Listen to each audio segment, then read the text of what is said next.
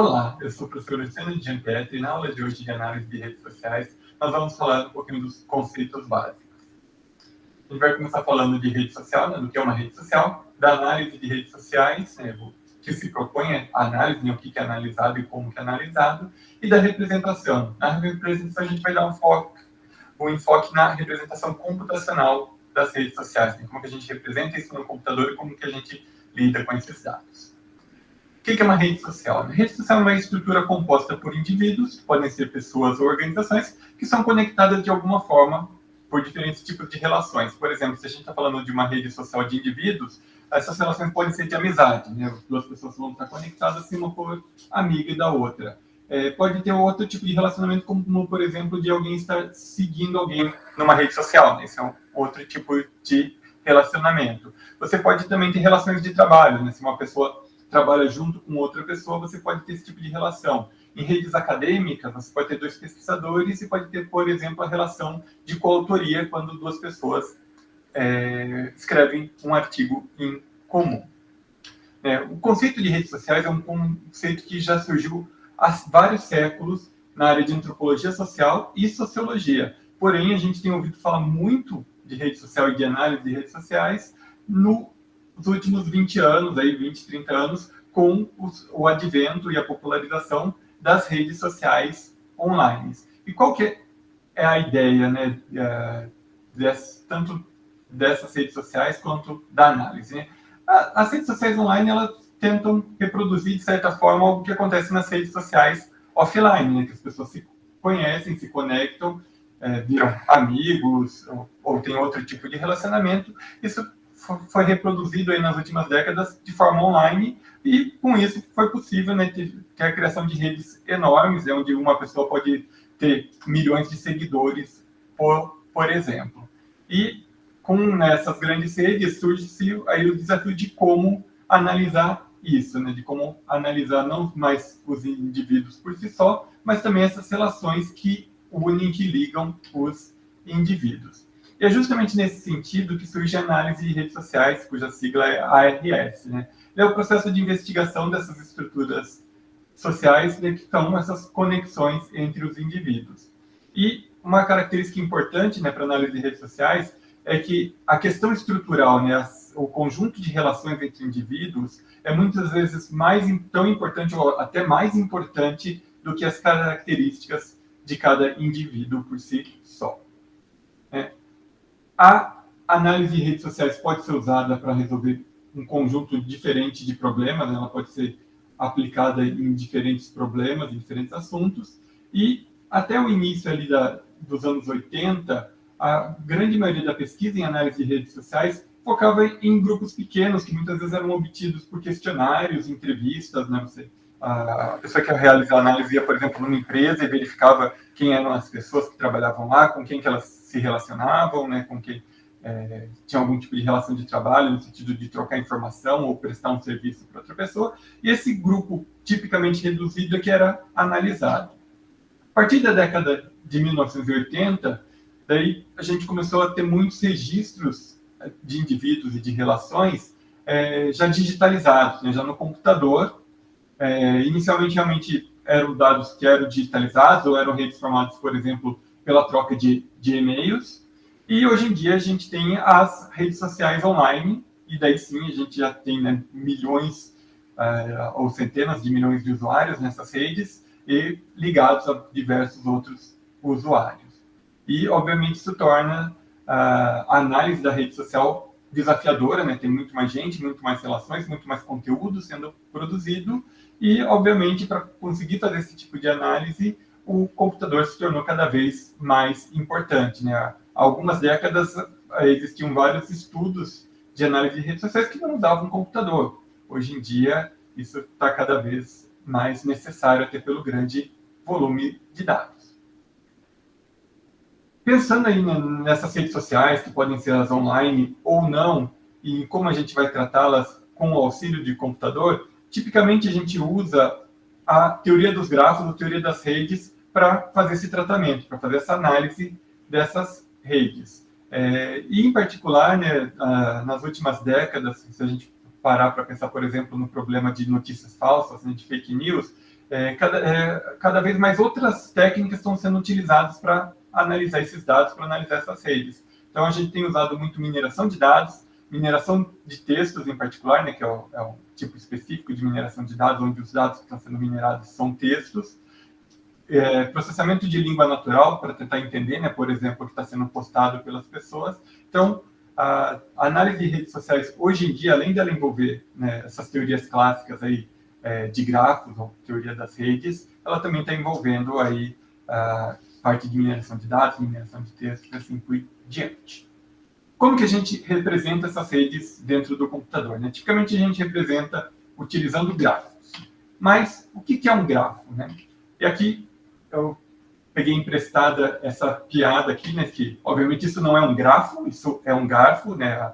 O que a gente vai estudar são grafos mesmo, não tem nenhum erro de digitação aí. Mas eu peguei essa piada emprestada só para lembrar para quem não é da área de computação, né? Se quiser aprender a fundo aí essa base que vai ser usada de representação para poder depois realizar análise de redes sociais, é super importante estudar grafo. E o que são grafos, né? Grafos são modelos matemáticos ou estruturas de dados. Eu vou apresentar nos próximos slides a noção básica de grafos e algumas métricas que nós vamos utilizar ao longo dessa disciplina de análise de redes sociais. Mas para quem não é da área, eu sugiro, né, estudar diversas videoaulas focadas aí em ensinar grafos, em particular as videoaulas do professor Norton Trevisan-Roman, que é de onde o material que vai ser apresentado aqui foi baseado, né, inclusive vários slides foram produzidos pelo professor Norton, e ele ministrou a parte da disciplina de estrutura de dados da Univesp, da Universidade Virtual do Estado de São Paulo, e o link está aí justamente da playlist da disciplina de estrutura de dados, onde você tem aí 6 aulas focadas em ensinar grafos. Mas, continuando aqui, né, para quem já sabe um pouco de grafos e quer só relembrar, ou para quem não precisa ter um conhecimento mais aprofundado sobre grafos, vou apresentar aqui um conjunto de slides, são mais teóricos, falando sobre grafos. Agora, se você já sabe o que são grafos, ou que você acha que não precisa aprender grafos, você já pode ir para a próxima videoaula de análise de redes sociais.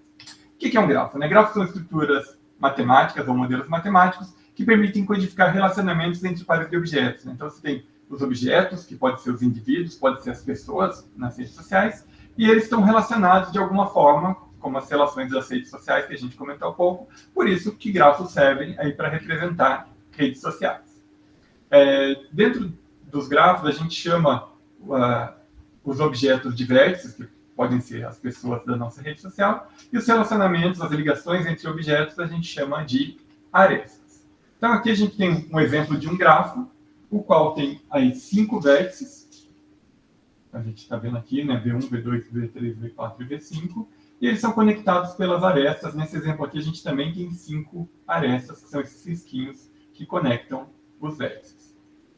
Eles podem ser utilizados, né, os grafos, para representar uma série de problemas. A gente vai usar para representar redes sociais, como já foi comentado, né? Então, os vértices podem ser os indivíduos, né, podem ser pessoas, e as relações podem ser relações de amizades, pode ser relação de seguir alguém na rede social, e assim por diante. Mas grafos também servem para representar labirintos, redes de metrô, né, que é o exemplo do sistema metroviário de São Paulo, e assim por diante, né? Grafos servem para representar muitas coisas, né, que são qualquer tipo de estrutura que é formada por indivíduos, por objetos conectados, podem ser representados usando grafos. A gente vai focar, obviamente, em representar redes sociais. Os grafos podem ter diferentes tipos de características. Por exemplo, eles podem ser dirigidos ou direcionados, que a gente chama de digrafos, que ocorrem quando as relações têm uma direção. Por exemplo, quando você, numa rede social de amizade, por exemplo, no Facebook, se você é amigo de alguém, alguém também é seu amigo. Tem a reciprocidade dessas relações. Porém, numa outra rede social, por exemplo, no Twitter, se você segue alguém, não necessariamente essa pessoa te segue. Então, essa relação do Twitter, ela é direcionada, né? Por exemplo, V1 pode seguir V2, não necessariamente V2 também segue V1. Então, há uma direção no relacionamento. Nos grafos dirigidos, a gente representa cada uma das arestas como um par ordenado, por exemplo, o vértice V1, V2, significando que V1 segue V2. E é possível, né, dependendo do que você quer representar, que é o que a gente chama de auto-laço ou self-loop, que é uma pessoa, né, um indivíduo relacionado com ele mesmo. Tipicamente em redes sociais isso não faz muito sentido, mas para outros problemas isso faz, e os grafos permitem esse tipo de relação também. E existem os grafos não dirigidos ou não direcionados, são justamente esses nos quais as arestas não têm direção. Como eu citei o exemplo do Facebook, se você é amigo de alguém, alguém também é seu amigo, né? A relação é recíproca, por isso não existe uma direção entre a relação. E daí a aresta, nessa que representa a relação, ela é representada como um par de vértices não ordenado, né? Tanto V1 quanto V1, V2, né? O par V1, V2 quanto o par V2, V1 representam a mesma relação, né? A relação entre V1 e V2. Né? Um grafo não direcionado, nesse último gráfico que a gente viu, ele pode ser pensado também como um grafo direcionado, onde todas as relações são bidirecionais. Né? V1 é amigo de V2 e V2 é amigo de V1, no exemplo que a gente está dando. Só que para grafos não direcionados, tipicamente não existe o conceito de autolaço, né? De alguém se relacionando a ele mesmo. Apesar de que, sim, em alguma aplicação você precisar desse conceito, você pode, né, modificar a estrutura de acordo com a sua necessidade. Outro conceito importante dentro dos grafos é a adjacência. Né? Se a gente tem uma aresta que liga U até V, né, o vértice U até o vértice V, a gente diz que V é adjacente a U. Né? A partir de U você consegue chegar em V. Né? Outra palavra que é dita em vez de adjacente é que é vizinho. Né? V é vizinho de U. Então, olhando aqui para o nosso exemplo gráfico, a gente tem aqui que V2 é vizinho de V1. Né? Existe uma aresta de V1 para V2. Como já comentado, né, em grafos não dirigidos, a relação de adjacência é simétrica. Né? Se U é vizinho de V, ou se V é adjacente de U, U também vai ser adjacente de V. Né? Se, nesse exemplo aqui, V1 é vizinho de V2, V2 também é vizinho de V1. Já em grafos dirigidos, pode acontecer, né, que V2 é vizinho de V1, ou seja, a partir de V1 você consegue chegar diretamente em V2, e o contrário não é válido. Né? Nesse exemplo, a aresta só vai de V1 para V2, não existe uma aresta, uma ligação de V2 para V1. Outro conceito que a gente vai usar ao longo das aulas é o grau de um vértice, e o grau de um vértice ele é dado pelo número de arestas que incidem nele para grafos não dirigidos. Então, por exemplo, o V3 tem 3 arestas aqui incidentes, né, que estão aqui tocando o V3, porque V3, né, ele é vizinho, ele é adjacente a V1, V2 e V5 nesse exemplo. Então, o grau de V3 seria 3. Né? Então, aqui temos os exemplos, né, dos graus de cada vértice. Né? O grau de V3 é 3, de V4 é 1, de V1, V2 e V5, o grau é 2. Já para grafos dirigidos, a gente tem mais de um conceito relacionado ao grau desse vértice. A gente pode ter o grau como o número de arestas que saem do vértice, mais o número de arestas que chegam, e assim como você pode ter só o grau de chegada e o grau de saída. Né? Então, o grau em si é dado inicialmente, né, pela soma das arestas que saem desse vértice com as que chegam. Então, dando um exemplo aqui para o vértice 5, tem 2 arestas que chegam nele e nenhuma que sai, o grau é 2. Para o vértice 2 tem uma aresta que chega nele e uma aresta que sai dele, então o grau de V2 do vértice 2 também é 2. Já para os vértices 3 e 4, tem 3 arestas que chegam ou saem dele. É interessante destacar aqui para o vértice 4, que tem uma aresta que sai dele e chega em V5, e uma aresta que sai dele e chega nele mesmo. E essa aresta conta 2 vezes, né, como uma que sai e como uma que chega, por causa desse autolaço que a gente tem aqui em V4. Então, por isso o grau dele é 3. A gente pode também, né, falar de graus específicos, como eu já comentei, né, que é o grau de saída e o grau de entrada, que o grau de saída é o número de arestas que saem de um dado vértice, e o grau de entrada é o número de arestas que chegam num dado vértice. Então, V1 tem um grau de saída igual a 2, né, tem 2 arestas que saem dele, e o grau de entrada igual a 0. Já V2 tem grau de entrada igual a 1 e grau de saída igual a 1 também. Outro conceito é o caminho dentro de um grafo, que a gente fala de caminhos entre vértices. Né? Então, um caminho do vértice X ao vértice Y é uma sequência de vértices em que para cada vértice do primeiro ao penúltimo há uma aresta ligando esse vértice ao próximo vértice, né, na sequência. Existe aí uma ligação entre esses vértices. Como assim? Por exemplo, existe o caminho de V1 a V5, que é dado por V1, V2, V3 e V5. Quer dizer que existe uma aresta que sai de V1 e chega a V2, uma que sai de V2 e chega em V3, uma que sai de V3 e chega em V5. Então, alguns exemplos de caminho. Um deles é esse primeiro que eu já mencionei, né, de V1 até V5, V1, V2, V3 e V5. Existe um caminho de V4 a V5, que é dado por uma única aresta, de V1, V2 até V3, né, partindo de 1 chegando em V2, passando em V3. De V4 até V4, por causa do autolaço, isso é possível, e daí de V4 para V5, então é um caminho de V4 a V5, mas primeiro chegando novamente, saindo de V4, passando por V4 e chegando em V5, e existem outros caminhos, né? Esses são só alguns exemplos dos caminhos deste grafo aqui. Outro conceito importante é o comprimento de um caminho, que é o número de arestas que existem nesse caminho, né? Então, um caminho que tenha 3 vértices, ele tem 2 arestas, né? A aresta de V1 para V2 e de V2 para V3, então o tamanho dele vai ser igual a 2. Aquele primeiro caminho que a gente mencionou, né? De V1 a V5, passando por V2 e V3, ele tem tamanho 3, que é o número de arestas, né? Uma aresta de V1 para V2, uma de V2 para V3 e uma de V3 para V5. Então, nosso caminho aqui passou por 3 arestas, o comprimento dele é igual a 3. Um outro conceito é o ciclo, que ele é parecido com um caminho, porém, seria um caminho que inicia e termina no mesmo vértice, né? Então, por exemplo, a gente, nesse grafo que foi modificado, não é exatamente o grafo do slide anterior, né, foi mudada a direção de uma aresta. A gente tem um ciclo de V1, V2, V3 voltando para V1, mas assim como a gente tem esse ciclo, a gente também teria outro começando por V2, passando por V3, passando por V1 e voltando para V2. E no caso de autolaço, a gente pode ter um ciclo de tamanho 1 também. No caso dos ciclos, o tamanho também é dado pelo número de arestas, né, que a gente tem no nosso ciclo. Então, esse ciclo aqui de cima tem tamanho 3, e esse ciclo aqui de baixo tem tamanho 1, que é dado por esse autolaço. Quando um grafo não é dirigido ou não é direcionado, o menor ciclo possível tem tamanho 3, porque a gente não tem, né, aqueles autolaços que a gente comentou. Então, aqui é um exemplo, dado um grafo não dirigido, né, notem que as arestas não estão direcionadas ou dirigidas. Esse ciclo aqui tem tamanho 3, o ciclo de V1, V2 e V3. Se um grafo não tem ciclo nenhum, a gente chama esse grafo de acíclico. Outro conceito é se um grafo é conexo ou conectado, né, os dois termos são utilizados. E no caso de um grafo não direcionado, que é, por exemplo, esse grafo aqui, né, que as arestas não tem direção,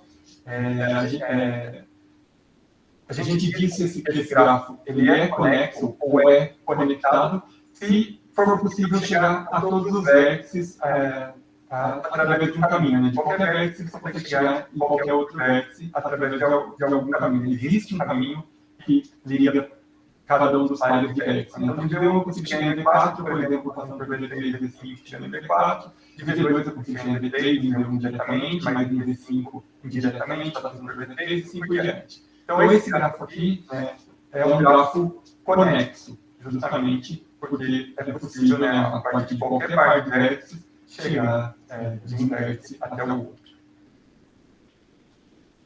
Tinha um exemplo de um grafo conexo, agora se eu tirar essa aresta, ou se eu tirar essa aresta, eu vou ter um grafo desconexo, né? Então não é possível, nesse exemplo, chegar a V4, no caso aqui a partir de qualquer um dos vértices, né? Dos outros vértices. Se eu tirasse essa outra aresta, também eu teria um grafo desconexo, com 2 componentes conexos, um com 3 vértices e outro com 2 vértices, mas de V2, por exemplo, eu não consigo chegar em V5, por isso esse grafo não é conexo. Quando a gente fala de um grafo dirigido ou direcionado, a gente tem 3 definições diferentes de conectividade. A gente fala que o grafo é fortemente conexo se existir para todo o par de vértices no caminho entre eles. Por exemplo, aqui eu consigo de V1 chegar em V2, e de V2 eu consigo chegar em V1, não diretamente, porque essa aresta é direcionada, mas a partir de V2 eu consigo ir para V3, e de V3 eu chego em V1. Então, entre esse par, esse primeiro exemplo de V1 e V2, existe um caminho, tanto de V1 para V2, quanto de V2 para V1. Se você olhar no gráfico dele, para qualquer par que você pegue, você vai ter um caminho, tanto do primeiro vértice para o segundo, quanto do segundo para o primeiro. Então, nesse caso, quando para todos os pares existe tanto um caminho de ida quanto um caminho de volta, né, um caminho de U até V e de V até U, então a gente fala que esse grafo direcional é fortemente conexo. Porém, se para cada par não tivesse a garantia de ter caminho de ida e de volta, mas pelo menos pelo menos existir um caminho, né? Por exemplo, dados os vértices V1 e V2. Eu consigo chegar em V2, mas nesse caso aqui, de V2 eu não consigo mais chegar em V1, porque eu não consigo chegar diretamente em V3, porque essa aresta aqui agora vai de V1 para V3, eu não tenho mais aresta de V3 para V2. Então, nesse gráfico que eu tenho aqui, para qualquer par de vértices que eu analisar, existe um caminho, ou do primeiro vértice para o segundo, ou do segundo para o primeiro, mas não existe necessariamente um caminho de ida e de volta, né? Do primeiro para o segundo e do segundo para o primeiro. Então, nesse caso, eu falo que o grafo dirigido ou direcional é conexo. Ele não é mais fortemente conexo, mas ele é conexo. Por outro lado, eu tenho também o conceito de fracamente conexo, que é o seguinte: dado um grafo dirigido, ele vai ser fracamente conexo se eu trocar as minhas arestas que são direcionadas por não direcionadas, isso produzir um grafo, ao trocar as arestas direcionadas por não direcionadas, um grafo não direcionado conexo. Entendeu? Se eu pegar cada uma das arestas e tirar a direção, fingir que eu estou tratando aqui, ao invés de um grafo dirigido, eu estou tratando de um grafo não dirigido. Se esse grafo não dirigido equivalente for conexo, daí eu digo que o meu grafo dirigido ele é fracamente conexo. Nesse exemplo aqui, eu não tenho um caminho nem de V4 para V3, né? De V3 eu chego em V5, mas eu chego em V4, e nem de V3 para V4, no que eu falei, nem de V4 para V3. De V4 eu chego também em V5, mas também não chego em V3. Então, esse grafo não é nem conexo, né? Esse grafo dirigido ele não é nem conexo, eu teria que ter um caminho de V3 para V4 ou de V4 para V3 para ele ser conexo. Teria que ser fortemente conexo, eu teria que ter tanto de V3 para V4 quanto de V4 para V3, isso para todos os pares de vértices, né? Estou dando um par de exemplo.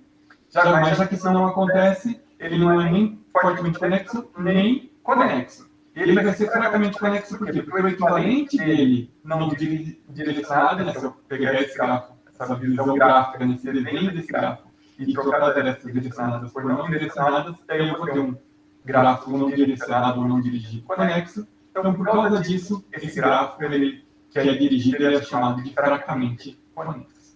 E, além disso, né, a gente poderia também ter grafos dirigidos não conexos, né, se não satisfizer nenhuma dessas condições que eu apresentei para vocês. Por exemplo, se não existir essa de 1 para V3, esse grafo dirigido ele vai ser desconexo, né, porque componentes conexos separados.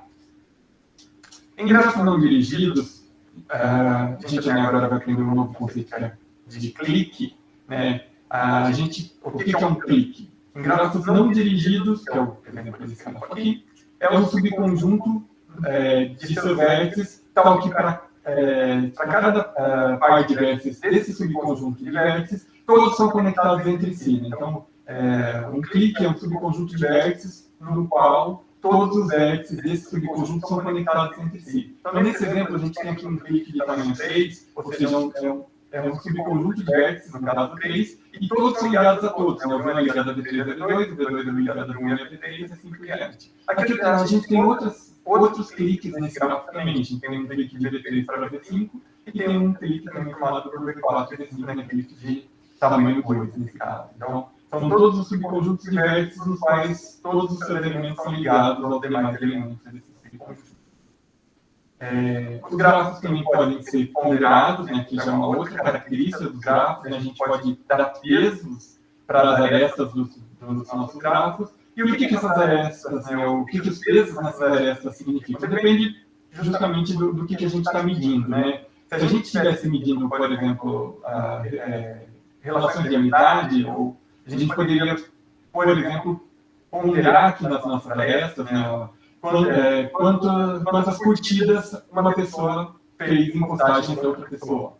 Um exemplo aí de rede social. Se o nosso gráfico estivesse representando um mapa, poderia representar a distância entre um vértice e outro. Né? Se eu pegar a estrada, se eu for dirigir da cidade 1 até a cidade 2, eu vou ter que dirigir 12 quilômetros. Então, a gente poderia usar o peso, a representação de peso, né? A ponderação das arestas de acordo com a distância em quilômetros ou com o tempo em minutos estimado de eu sair do ponto 1 e chegar no ponto 2. Dependendo do problema, os pesos podem ser inclusive negativos, como nesse exemplo aqui, e daí depende do que significa. Obviamente, se eu estiver falando de quilometragem, não faz sentido ter um peso negativo. Se eu estiver falando de tempo, se eu gasto de um ponto para o outro, também não faz sentido ter tempo negativo.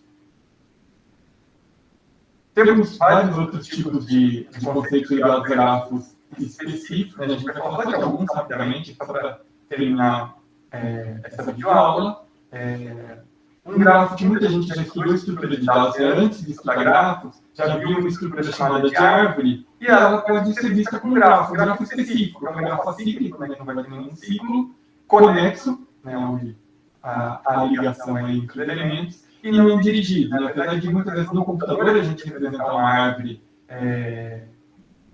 representando nas ligações do nó pai para o nó filho, mas na verdade essa direção é como a gente costuma representar no computador. Né? De um modo geral, uma árvore não tem essa direção, então seria um grafo não dirigido. Né? Um grafo acíclico, conexo não dirigido. Né? Então as árvores podem ser vistas como um tipo super específico de grafos. Grafos é muito mais do que isso. Né? Tem muitas outras estruturas que podem ser representadas além de árvores, né? Lembrando que a gente está falando de árvores como uma estrutura de dados computacional, não as árvores que a gente vê na biologia. Como que a gente representa esses grafos no computador? A gente precisa, no computador, representar os elementos e as ligações entre esses elementos. Então, existem diferentes formas de fazer isso, duas mais famosas que a gente vai citar aqui, mas a gente precisa, como é que é isso? De alguma forma, representar os vértices e representar as conexões que existem entre esses vértices. Então, nesse exemplo aqui desse grafo não dirigido, a gente tem que o nó 1 é o vértice 1, ele é ligado aqui ao vértice 2 e ao vértice 3. Né? Existe ligação com o vértice 2 e o vértice 3. O vértice 2 é ligado ao 1, ao 3, ao 4 e assim por diante. A gente tem que, de alguma forma, representar isso, nossos vértices e suas relações. A mesma coisa para o grafo dirigido, né? No caso aqui, V1 é ligado a V2, e nesse exemplo, né, por ser dirigido, né, não existe simetria da relação. Né? V1 é ligado a V2, mas V2 não é ligado a V1. Então, V1 não aparece na lista de quem está ligado a V2. Então, computacionalmente, a gente geralmente representa de duas formas, né, os vértices e suas ligações. Ou como uma matriz, que a gente chama de matriz de adjacência, ou como listas de adjacência. O que é uma matriz de adjacência? A gente tem N vértices, a gente cria uma matriz M por N, uma matriz quadrada N por N, que pode ser de bits para representar, né, 0 e 1, né, com o objetivo de representar verdadeiro ou falso de existência ou não de uma relação. E daí, o que a gente marca dentro dessa matriz, né, dessa matriz quadrada? A gente vai colocar o valor 1. Se houver uma ligação, né, uma aresta ligando o vértice I ao vértice J, então dando uma construção a célula I, J, né, da linha I, coluna J, a gente coloca um lá dentro se esse par de vértices, né, por exemplo, se o vértice 1 for ligado ao vértice 2, a respectiva linha e coluna a gente marca 1 se existe essa relação, ou coloca o valor 0 se não existe. Então, aqui é um exemplo de matriz de adjacência para representar esse nosso grafo não dirigido ou não direcionado. Vale a pena notar que para um grafo não direcionado, essa matriz é simétrica, né? A gente tem acima da diagonal principal, a gente tem espelhado abaixo da diagonal principal. Se o gráfico for ponderado, ao invés de, né, se a gente tiver pesos nas arestas, ao invés de usar uma matriz binária, a gente vai usar uma matriz de, por exemplo, valores inteiros ou valores reais, dependendo do tipo de valor que a gente está armazenando na aresta. E daí a gente vai colocar na matriz justamente os pesos, ao invés de colocar 0 e 1, se a relação existe ou não, a gente vai colocar o peso dessa relação. Então, por exemplo, 40, que corresponde a essa aqui, a V3 e V5, vai ficar aqui, ó, indicando, né, que existe essa relação entre V3 e V5 com peso 40, e por ser não direcionado, se a gente pegar a linha, a coluna correspondente a V3 e a linha correspondente a V5, o valor 40 também vai aparecer, né? Aparece igual a 3. E aqui a gente tem que tomar muito cuidado com essa representação de pesos, porque na representação binária, o valor 0 significa que a relação não existe. Mas se no grafo ponderado o valor 0 tiver algum significado, ele não pode servir também para indicar que a relação não existe. Né? Então a gente tem que tomar um cuidado de padronizar isso. E tem diferentes formas de fazer isso. Né? Existe um valor padrão para representar a não existência de um relacionamento, ou pode ser necessário, de fato, ter duas matrizes, uma com os pesos e uma binária, dizendo se a relação existe ou não. Se o grafo for dirigido, a gente também vai ter matriz de adjacência. A diferença é que a matriz não vai ser simétrica. Então, por exemplo, na relação entre V1 e V2, ela tem peso 2, então, na linha correspondente ao vértice 1 por 1 correspondente ao vértice 2, a gente tem o valor 2, mas não existe relação entre V2 e V1. Então, na linha correspondente ao vértice 2, coluna correspondente ao vértice V1, vou colocar o valor 0 aqui, o valor 0 significando que a relação não existe. A outra forma de representar grafos é por lista de adjacências. Isso é, para cada vértice, eu vou ter uma lista dos vértices que têm alguma relação, né, que são relacionados, são adjacentes ao vértice atual. Então, para cada um dos vértices, eu vou ter uma lista dos seus vizinhos. Então, para V1 eu tenho V2, V3, para V2 eu tenho V3 e V4, e assim por diante. Aqui é um grafo não dirigido. Se for um grafo dirigido, a lógica é a mesma, não. O que vai mudar é quais são os vizinhos dele, né? E notem que, nesse exemplo que existe um alto lado, o V4 ele está na lista de vizinhos dele mesmo. A gente, quando representa a lista de adjacência de um grafo que tem N vértices, a gente vai ter N listas, uma para cada vértice, e daí a gente vai ter nessa lista, tipicamente a gente representa com listas ligadas, né, com outras probabilidades, de todos os seus vizinhos. Então, se o vértice V é vizinho do vértice U, ele vai estar na lista de vizinhos de U. Então, né, que é o exemplo mais ligado ao exemplo computacional aqui de representação de lista de adjacência. Para o vértice 1, a lista, tipicamente a gente tem, por exemplo, um arranjo de listas ligadas. Então, na primeira posição tem os vizinhos do vértice 1, que são 2 e 3, né? Vértice 2 e vértice 3, representados por uma estrutura de listas ligadas. O vértice 5 ele tem como vizinhos o vértice 3 e o vértice 4. Se o gráfico for ponderado, a gente vai usar na representação de lista de adjacências, a gente precisa de alguma forma também representar o peso, né? Armazenar o peso. Então, a gente pode usar uma lista ligada que tenha em cada elemento da lista ligada, então pode ensinar o que é o peso da relação. Então, V2 é vizinho de V1, e essa relação tem peso 2, V3 também é vizinho de V1, e a relação tem peso 12. Então, está representada aqui nessa lista ligada que representa a nossa adjacência, né? Essa adjacência a cada um. Se o gráfico for dirigido, a lógica é a mesma, né? Só muda quem são seus vizinhos. Né? Então, nesse exemplo aqui, V1 só tem V2 como vizinho dele, V2 só tem V3 como adjacente a ele, e nesse exemplo aqui, por exemplo, V3 tem dois vizinhos, né? V1 e V5, então tem dois elementos aqui na lista ligada de vizinhos de V3. Quando vale a pena usar uma representação ou outra, né, matriz de adjacências ou lista de adjacências, aí depende um pouquinho das características do gráfico e das aplicações que a gente vai ter. Se o gráfico for denso, ou seja, se dado se o número de arestas for aí proporcional ao número de vértices, né, tiver uma escala proporcional ao número de vértices, ou ao quadrado do número de vértices, né, ou seja, se existem muitas arestas, for um gráfico que tem muitas arestas, não existe uma forma mágica de qual é o valor exato a partir do qual a gente chama esse gráfico de denso ou não. Se existem muitas arestas em relação à quantidade de arestas que poderiam existir, a gente chama esse gráfico de denso, e daí muitas vezes pode fazer sentido representar com uma trilha de adjacência, porque a gente vai estar usando melhor a memória do computador. Por outro lado, muitos gráficos, em particular, que representam redes sociais, são esparsos. Isso dada a quantidade de vértices que tem, que tipicamente é bem grande, existem proporcionalmente poucas arestas. Né? Imaginando um gráfico que é 1000 pessoas, a gente poderia ter relações entre todos os pares de pessoas. Então, a gente está falando aí de quase 1 milhão de pares. Né? 1 milhão de pessoas, que poderiam estar, cada uma dessas pessoas pode estar ligada às outras 999.999 pessoas. Então, num gráfico, numa rede social que tem 1 milhão de pessoas, potencialmente a gente poderia ter aí quase 1 milhão ao quadrado, né? 1 trilhão de arestas.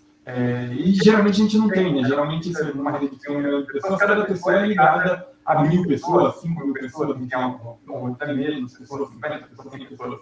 Então, e não a todas as pessoas da rede, não é as outras 999.999 pessoas. Então, quando o número de AREDs expressos é proporcionalmente muito pequeno em relação ao número de poderes existentes, a gente chama de gráfico de espaço. E daí, gráficos que têm essa característica, geralmente, a gente vai economizar memória se representar isso com uma lista de adjacência do que com uma matriz, porque senão ia ser uma matriz de 1 milhão por 1 milhão, ou seja, ia ser uma matriz com 1 trilhão de células, né?